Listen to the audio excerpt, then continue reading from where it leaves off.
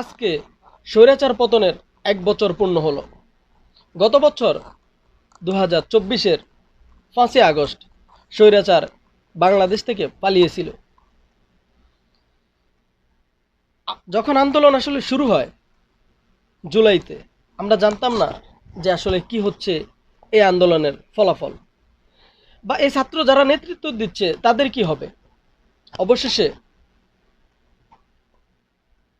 পতন হলো, এটা একটি খুশির সংবাদ। গত 16 বছরে বিএনপি অনেক আন্দোলন করেছে, অনেক আন্দোলন, অনেক নেতাকর্মী তাদের আসলে মৃত্যুবরণ করছে অথবা হামলা মামলার শিকার হয়েছে। তারপরেও কিন্তু তারা সফল হতে পারে নাই, অনেক চেষ্টা করছে।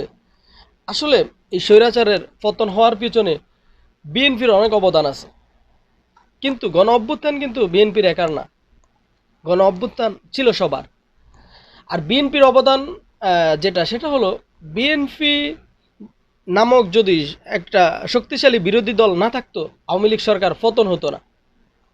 আপনি পৃথিবীর অন্য অন্য জায়গায় দেখতে পারেন, কারণ বিরোধী দল যেখানে শক্তিশালী অবস্থানে আছে সেখানেই কিন্তু স্বৈরাচার টিকতে পারে না, যেখানে নাই সেখানেই কিন্তু স্বৈরাচার টিকে।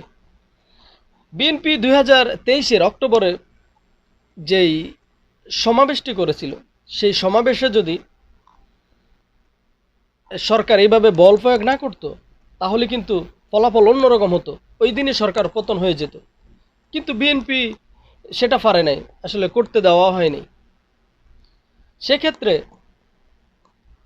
ছাত্ররা যে নেতৃত্ব দিয়েছে এই গণ অভ্যুত্থান, এখানে যেমন বিএনপি ছিল তেমন জামায়াতের লোক ছিল, তেমন আওয়ামী লীগেরও কিছু লোক ছিল যখন ছাত্ররা আসলে এইভাবে মরতেছিল।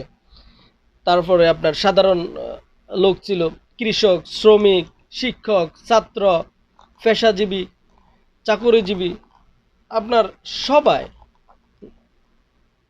আপনার সবাই এখানে অংশগ্রহণ করছে। এই অংশগ্রহণের ফলে স্বৈরাচার পালিয়ে যেতে বাধ্য হয়েছে। কিন্তু আমরা যেই 36 দিন আন্দোলন হয়েছিল, তার 35তম দিনেও কিন্তু আমরা জানতাম না যে হাসিনা পালিয়ে যাবে, স্বৈরাচারের পতন এভাবেই হবে। কিন্তু স্বৈরাচার পালিয়েছে, এটা আমাদের জন্য একটা খুশির সংবাদই ছিল।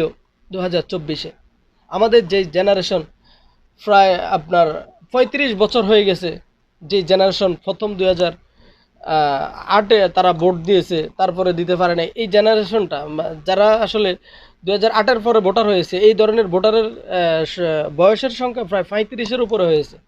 এই 35 বছরে কিন্তু তারা ভোট দিতে পারেনি, তাদের বয়স 35 বছর, কিন্তু তারা ভোট দিতে পারে না। মানুষের চাপা ক্ষোভ ছিল, এই ক্ষোভটা আসলে বহির্প্রকাশ করেছে গত 2024-এর 5ই আগস্ট।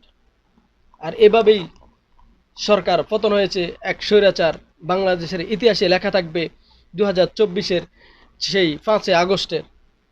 মানুষ আসলে ভুলবে না 1971 সালকে যেভাবে স্মরণ করেছে বাংলাদেশ, এবং বাংলাদেশের মানুষ সেভাবেই স্মরণ রাখবে 2024-এর 5ই আগস্টের গণ অভ্যুত্থানকে।